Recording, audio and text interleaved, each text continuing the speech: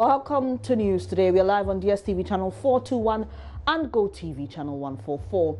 The Association of Magistrates and Judges of Ghana has called on President Akufo-Addo to intervene to ensure a review of salaries of lower court judges. President of the association, Justice Victor Ofoe, says he's struggling to convince his members to remain in the courts as a review has been outstanding since 2014. The Judicial Council in 2014 made recommendations to the presidency for a salary review. The lower court judges have over the period served notice of embarking on strikes but have always heeded calls not to. The association says it has been forced to even rely on Chief Justice Sophia Akufu to get the president to act. In fact, I would say 90% of the judges we have now are very young, very boisterous. In fact, they are hot-blooded, such that controlling them is not as simple as anybody would want to think anywhere. We've heard of strikes, Zambia, Tanzania, and the rest. And they keep on pointing that you both say judges don't go on strike. But is this a strike that is being undertaken in Zambia or Tanzania? What answer do we give? What is so special with our stomach that if we are being cheated, we should say no strike and be going hungry? If Tanzania, Zambia can go on strike and they will get their result. These are the indicators. So we thought that we should let the press know. You are the mouthpiece for everybody, that this is the issue that is pending, for which we'll be taking a decision on the 6th of July. The matter is a very simple one. Fortunately, the president we have is a lawyer, not office lawyer.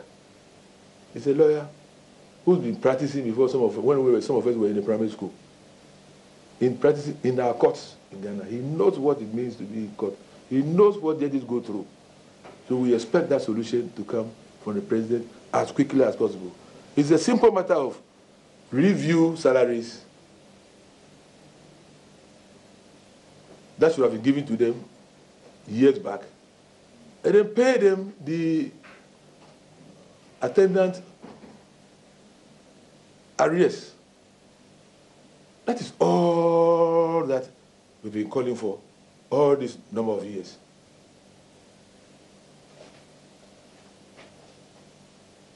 I will say that we will call on the president to give a personal touch to this matter. Moving on, the Ghana Football Association has today fought back, accusing the Attorney General of breaching the rights of the association, as it has called on Accra High Court to dismiss a petition seeking liquidation of the association. Lawyers for the GFA, in a written response, say the petition by the Attorney General, Gloria Akufu, is without merit. There's more in the following report. Mr. Akufo exactly 10 days ago filed a petition to liquidate the football governing body, describing it as an obscene emblem of scandal, corruption and illegal enterprise. She also got an Accra High Court to place a 10-day restraining order on members of the association. Well, that order elapses today, and Joy News is learning of moves by the AG to file another injunction. Lawyers for the FA, led by Thaddeus Sori, however, believe the AG's request for liquidation should not be entertained.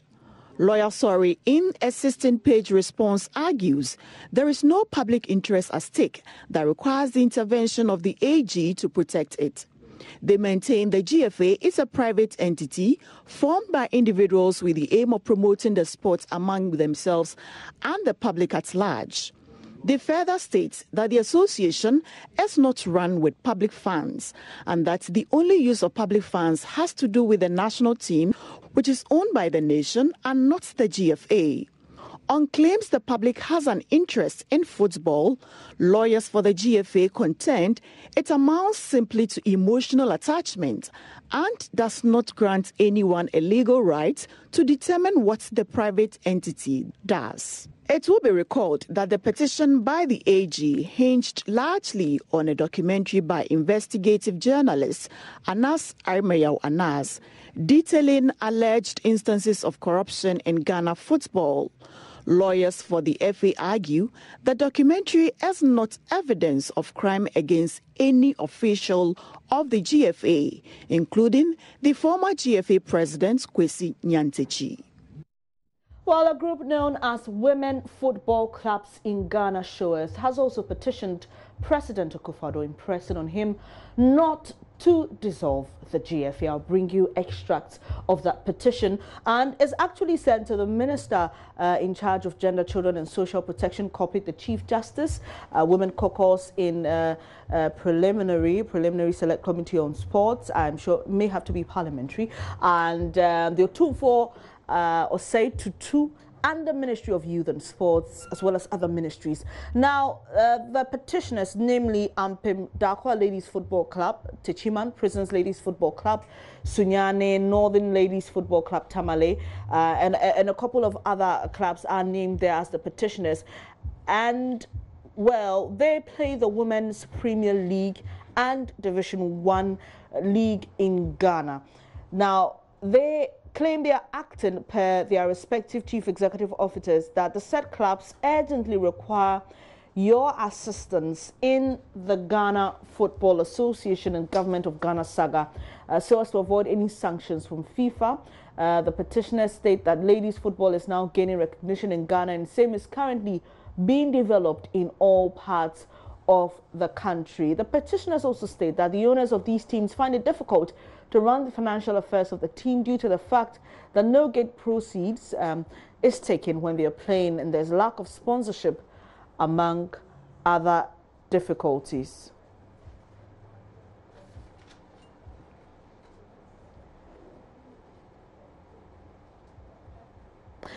Well, so these are the reliefs they are seeking. The government will handle the GFA matter in accordance with the directives from FIFA so as to avoid the wrath of or sanctions of FIFA. The government would, as much as possible, avoid the dissolution of the GFA so as to avoid being banned from FIFA. The government will deal personally with those found culpable in the GFA/ANAS saga and avoid dissolving the GFA.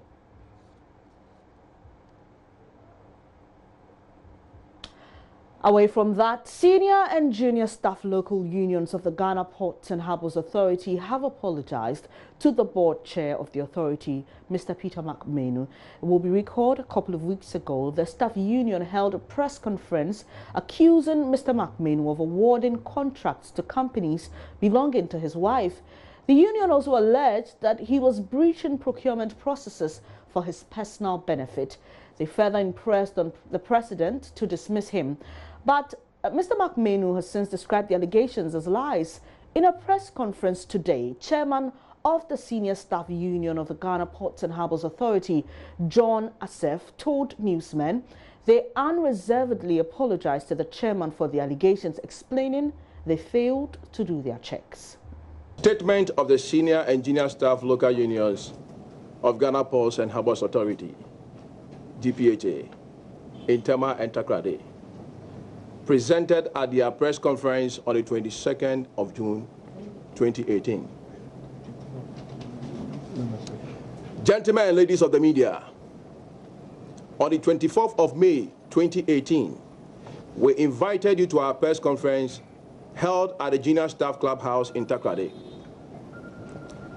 At the said press conference, we leveled allegations against Mr. Peter McMenu, chairman of the board of directors of GPHA, and some members of his family. We of the union want to put it on record that we did not call the press conference and level the allegation against the chairman out of malice. As a union and a social partner with the common objective of working together with management towards achieving the objectives of GPHA, we had some serious concerns about the happenings in GPHA, which we were not happy about. After the press conference, it has come to our notice that we did not engage management the more as we should have done before holding the press conference. Some facts have come to our notice, which on hindsight, we would not have brought into the public domain against Mr. Peter McMahon and his family at our press conference. We therefore withdraw the allegations against Mr. Peter McMahon in particular, his wife and sons, and unreservedly apologize to them. Nevertheless, we as a union with a role to protect public interest would not shirk our responsibility as watchdogs of accountability in the governance of public institutions. We think there must be peace and solidarity with our social partners at the workplace to achieve our goals. We are sorry for the embarrassment and the inconvenience our press conference might have caused Mr. Peter McMahon and members of his family. And once again, we apologize unreservedly. Thank you for having time to attend this press conference. Ghana and West Africa's representative on the AU Advisory Board, Daniel Batadam, has resigned from the body. Speaking on Joy News' current affairs program, PM Express, on Thursday, Mr. Batadam attributed deep-seated corruption, lack of accountability, among others, as reasons for his resignation at the Secretariat. This is not just about me, it is about Africa. And to reach a point where an organ or organization set up to deal with matters that concern the people of Africa, the 55 member states of Africa, for them to say, oh, we accept that your indication that there is bad governance, corruption, abuse of office and all that, we accept it, but it's regrettable you are leaving at this time. I think it can even, it was even more demoralizing than the letter I wrote. This is the African Union we are talking about. And we are talking about the African Union Commission, and we are talking about the African Union Advisory Board on Corruption. And so this is not a joking matter. So, and then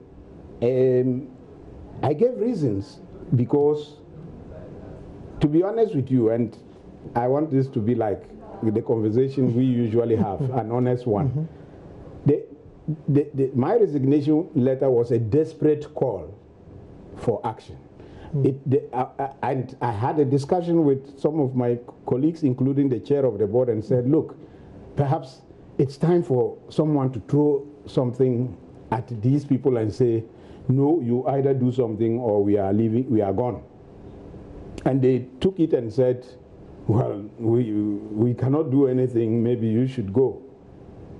I think, apart from the shock that went through all of us, about the swiftness with which my resignation was accepted, which is itself an indication that indeed the issues I've been raising, or the board has been raising, were factual and the reality. What it then meant was that we should begin to ask questions. What's one thing which you can say, look, A, B, C, or A happened, and look, how can an advisory board on corruption, this happened there? Well, it's not about one thing, and to be honest with you, if I may use the words of my senior brother Kweku Bako, I think the reason why my resignation was accepted was simply because the evidence to support the issues I raised in my resignation letter, it's with the commission, and there could not be an argument. Ordinarily, what one would have expected was that, well, you receive an invitation letter, even those letters that would say, I'm resigning for personal reasons. Sometimes you are still called to find out, can you share something? But I didn't do that because I know the system I have been working in. So I said, let me put the exact reasons for which I'm resigning. Hopefully that would let them say, okay, Can you tell us exactly what you mean? I think but apparently, because they already have the documents and the evidence of what I'm talking about, the only thing to do was to say, okay, we accept it. And then to say, it's unfortunate you are doing this at this time. And I ask myself, which other time do we resign when there is bad governance, when there is corruption, when there is conflict of interest, when there is abuse of office, let me read and this. all that? You're watching Joy News today with me, Benis Abubedu. Just gone by, Ghana Football Association fights back attempts by government to dissolve the GFA as it accuses Attorney General of abusing the rights of the association. Workers of Ghana Ports and Harbours Authority apologized to board chair Peter McMenu over allegations he's using his office to award contracts to family and friends.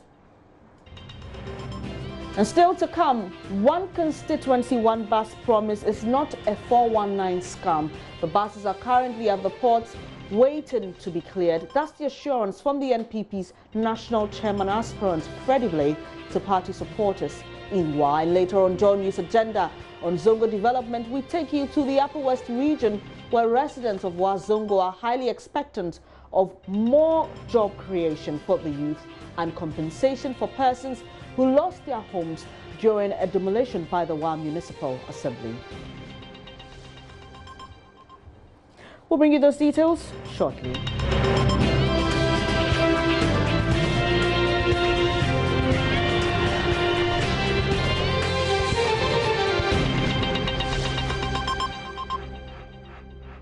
Thanks for staying here on News Today. An aspirant of the national chairmanship position of the NPP, Freddie Boakye, who also is the acting national chairman of the party, has assured supporters that his promise to produce or deliver 275 buses to all the constituencies in the country is not a lie. Speaking to journalists in Wa after addressing regional and constituency executives of the NPP in the Upper West region, he said the promise was not a 419 scam. The buses were not bought with cocaine money and they were already at the port waiting to be cleared. One bus for one constituency. It's live. Some thought it's 419. Some even thought that maybe you've gone to hide some cocaine money or somewhere else. The buses are here. The buses are here. Where are they? And at the harbour. And therefore we are clearing them. You see that we made a promise that it's not only me, but the executives, those who work with me closely. We've made an attempt to, as it were, empower the party to come out with some resources to ensure that the party will be independent. But this is just the beginning. There will be more. And the party, MPP, is resourceful. We need people who will lead it and be resourceful, not just to distribute, not just to depend on government, but to let the party be independent. It's an example. Other parties should emulate. Mr. Boakye also said he's hopeful that he's going to be voted as the substantive chairman of the NPP. 8 years with a card of the party. The constitution says 2 years, you remember. 8 years. When you are fighting others, when others, your opponents can't have anything to say against you, they start biting you and using wrong tax and so forth and so on. This party is a party for all. And we joined it from various places. In any case, one doesn't know where I'm coming from. My antecedents. This party derives its strength, its beginning from UGCC. The UGCC, among the 3 top UGCC men from the beginning, 1947, was an RSB, my uncle, direct uncle. Those who are now new, who have joined it maybe 203, 204, now claim that they are blue-blooded because there was a time Freddie Boakye was an MP on the ticket of CPP, who doesn't come from anywhere. They are dinosaurs, political dinosaurs. Ignore them. The people, the delegates, know who Freddie Boakye is. In 2014, they voted, and they voted for Freddie Boakye. The value is the same.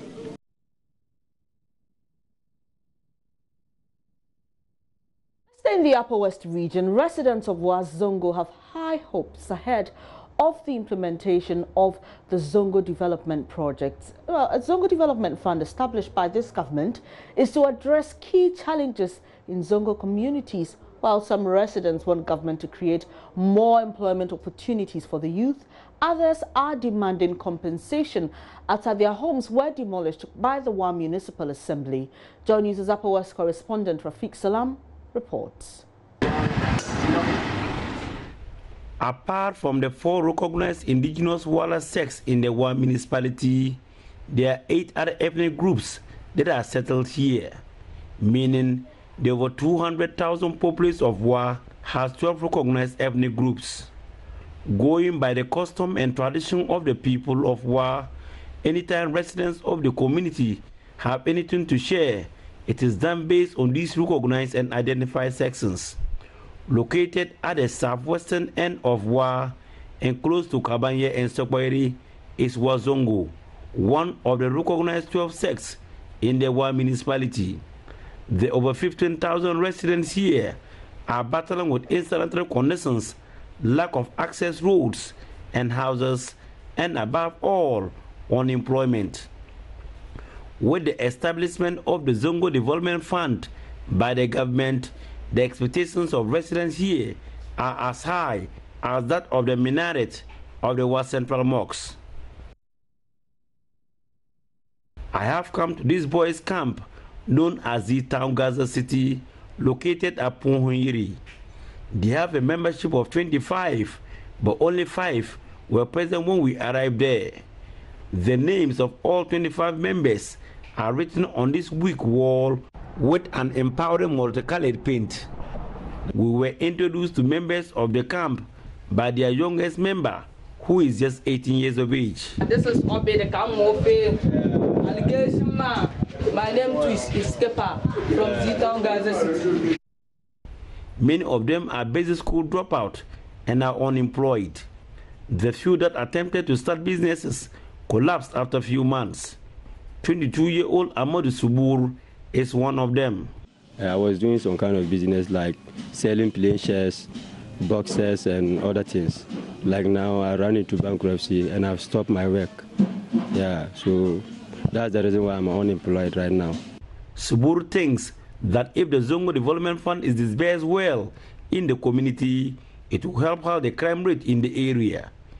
This money can help us to start something doing like small-scale business on our own in order to look after ourselves, yeah, to avoid social vices in our Zongo.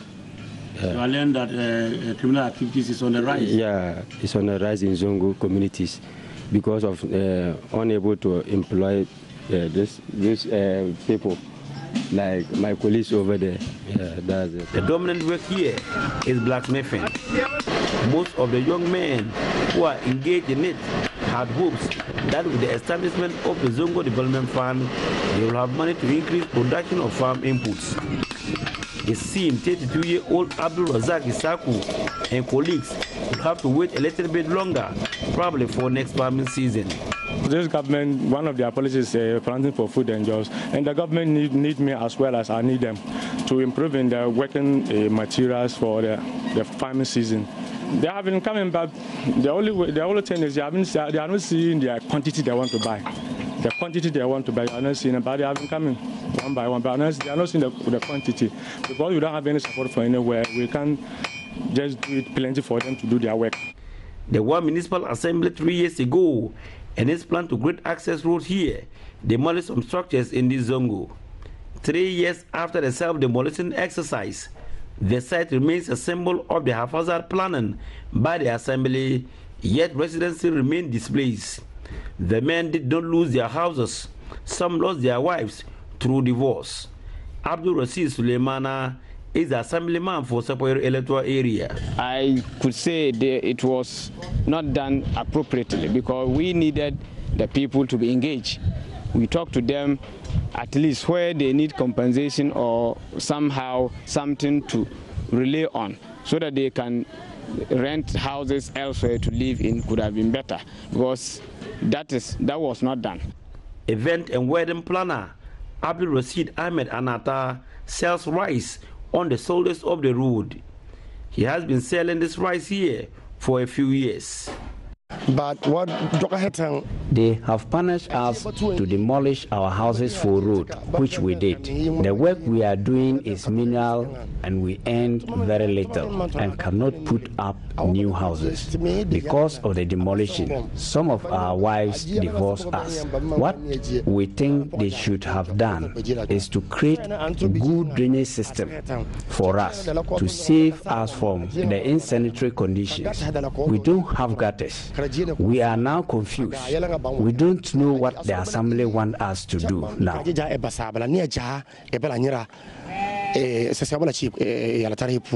With the establishment of the Zongo Development Fund, residents want the government to use part of the fund to compensate them. If you are coming to help people who are not having houses, who are homeless, what are you going to help? So that is why a lot of people are affected. And like you, some of them were lamenting. Some don't even have houses because of that. They are having challenges with their marriages. And I think if the assembly can partner with the Zongo Development Ministry, at least if they could use part of the funds to compensate the people to create way for the construction of the road, it could be better. Despite the delay in implementing the program, Secretary to the Wazongo Chief has high hopes that when it is implemented, the people will immensely benefit from it. We expect that at the end of the day, Zongo will also look like the other horizontal areas. That you enter Zongo and then you will not see water lying down. You will not see feces lying all over. And then the people themselves will also have their lives improved, especially those that are in school and then our mothers that are into petty trading. For some residents who witnessed the community engagement conducted by the Zongo Ministry, they believe it is a work to their empowerment. Others see it as a manifesto idea which needs to be achieved by the government. The expectations of residents of Wazongo about the Zongo Development Fund are very high, especially in this area where the people are living under squalid conditions. They have one plea for the government, which is to quicken the pace in order for them to access the fund. Reporting for Joy News, Rafik Salam. Wah.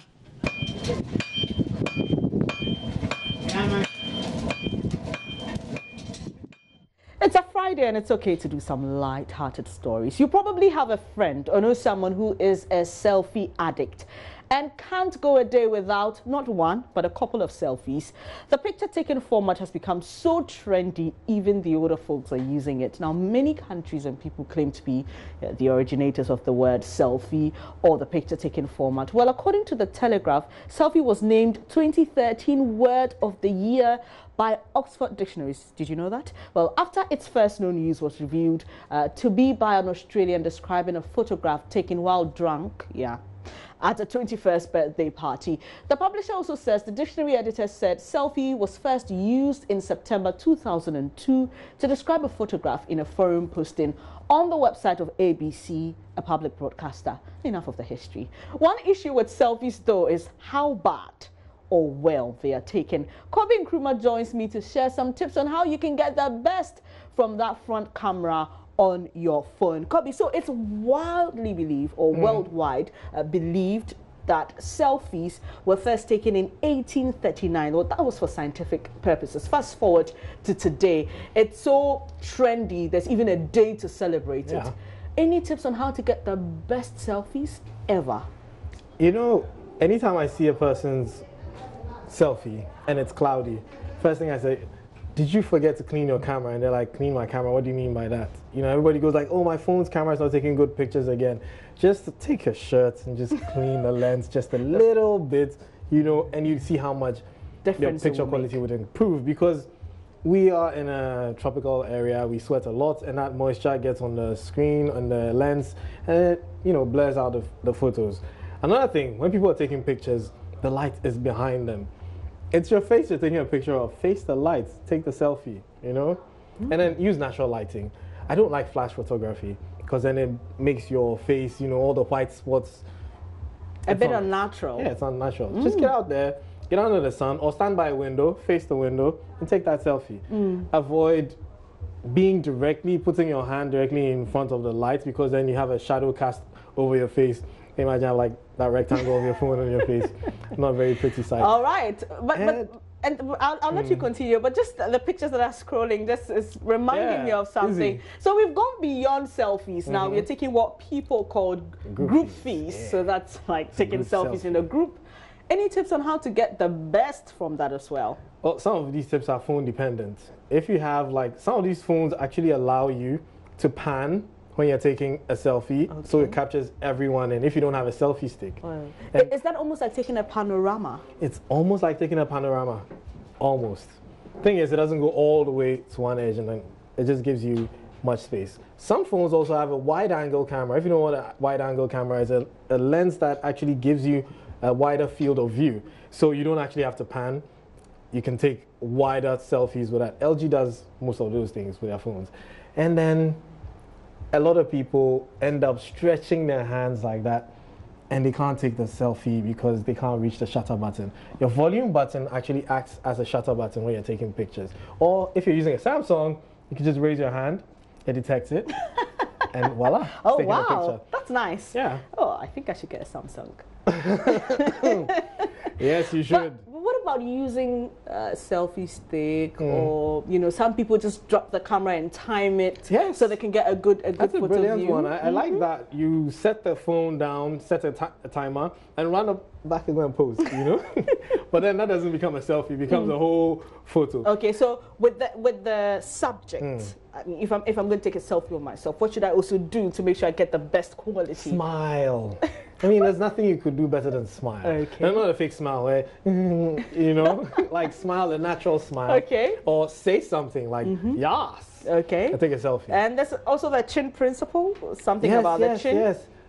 A lot of people take, the older people, anytime I see a picture of an old person, it's like, the face has filled the whole picture. Why do they take pictures like that? Don't take a selfie from the ground up. Take it from a top. Not a lot of people look good chin down. Chin down, camera up, take the selfie. All right, so this weekend, I know quite a number of people will be going for a lot of events. Some tips for you so you can put some good quality photos on your Instagram and other social media sites. Thank you, Kobe, for that. And we'll take a quick breather now. When we come back, we'll bring you business news to stay.